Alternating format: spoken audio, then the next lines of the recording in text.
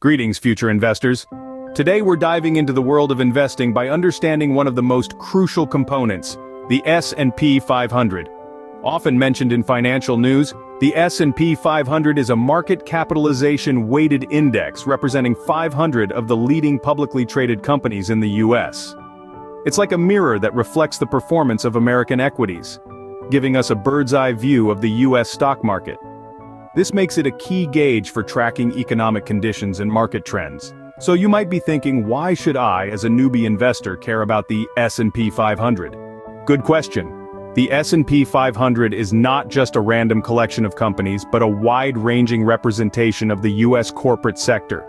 Imagine a giant basket filled with shares from 500 of the leading publicly traded US companies. This is the S&P 500. And it covers a whopping 90% of US capitalization in the S&P Composite 1500. Now, why is this important?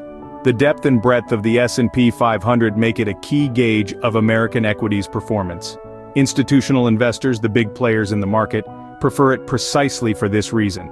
It's part of an even larger family, the S&P Global 1200, which gives it a solid standing in the investing world. However, it's essential to know that the S&P 500 is not a total return index. This means that it doesn't include cash dividend gains, which can be a significant part of a company's return to investors. So when you're looking at the S&P 500, you're getting a snapshot of the stock's value, not the entire picture. Still with me? Great, let's wrap this up.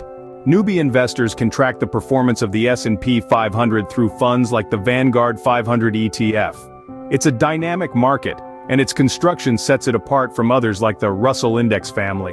You see, companies desiring a spot in this prestigious index must meet certain criteria. It's not just about being big, it's about being influential, stable, and publicly traded in the US. And that, future investors, is the S&P 500 in a nutshell. What are your thoughts on the S&P 500?